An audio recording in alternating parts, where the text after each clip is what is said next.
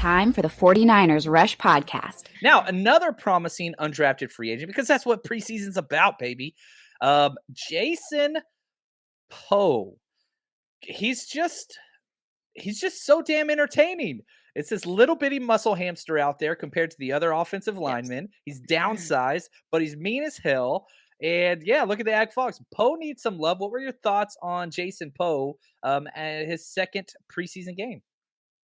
Yeah, I mean, I thought he did well. I watched the game. I was watching like the last bit over this morning, and I think I only saw him get beat once, and it wasn't like a bad loss. Granted, I wasn't watching the offensive line like under a microscope or anything, but I was taking notice when guys were getting beat, and I didn't see much of that with Jason Poe. So it must have been a really good day for him, and that's pretty much what we've seen from him throughout training camp. He's been someone who has flashed, and it's very surprising because he is so tiny out there, especially like seeing him in person next to the other guys on the offensive line and the defensive line. Like he just looks so tiny, but I think that helps him out to an extent, right? He has a lower center of gravity, low man wins, right? So he has that right off the bat, and it's just nice to see. Definitely would like to see him stick around. I don't know if he'll make the 53, but at least like on the practice squad, I definitely think he's someone who this team is going to like and try to keep for the future. Yeah, it's my thing with him is his flashes of brilliance are incredible. His inexperience and rawness is constantly being portrayed as well. So, for example, the first preseason game against the Packers, he had the highest run blocking grade of the entire team, like a 90.3. He also had the lowest pass blocking grade in the same game with like a 12.7. Then week 2, he has the highest pass blocking grade for the entire team and one of the lowest running blocking rates. He's just not consistent yet. The nuance of the position is just new to him. He needs time, and he's not. Me personally, I'm not projecting him to make this roster currently. And the fact that Colton McKivitz got a pass to even suit up, they're keeping McKivitz as that kind of swing tackle / guard. Daniel Brunskill's making this roster no matter what. You only keep 8. You only keep 8 linemen. So those numbers are getting spare. There's one guy available, and that's between Nick Zakiel, Jalen Moore, Jason Poe, Justin School. You can go even, who had a terrible game, Mills. There's lots of guys there. Only one of those guys is going to make it. Do you have a dark horse candidate for that 8th offensive line spot making the roster?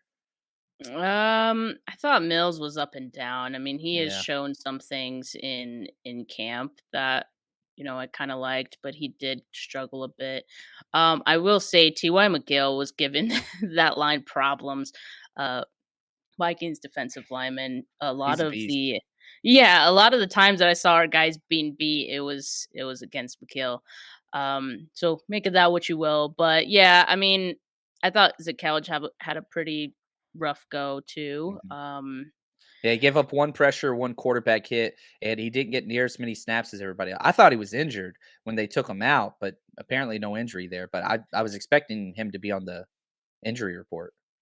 I saw Sutherland as well. He had a couple bad snaps, 2 in a row that, were pretty bad. One against McGill. And then he had the false start as well. So, yeah, I mean, it's tough when you get, deeper in here. Okay, so what are the options? Remind me. Of these guys, because Colton McKivitz, he's making this roster, I feel like, and Daniel Brunskill, he's making this roster. So only one of these players you get to decide. It's your choice.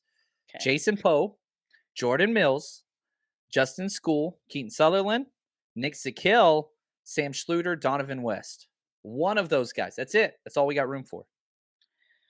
You're on the hot seat. I would probably give the edge to School. I actually thought he played a good game. I didn't see him get beat either. Again, I wasn't looking at the offensive line under a microscope, but from what I saw, I didn't see him get beat. So I think School did well. And also like he's been on this team for some time now, so I think he has the edge there. On that. So some of these other guys, you can afford to cut them and, they can go to your practice squad if you really like them. I can't imagine any of them really being highly Yeah. coveted to get like swooped. So, you're gonna get a chance to have them on the practice squad and learn a little bit and, try again next year.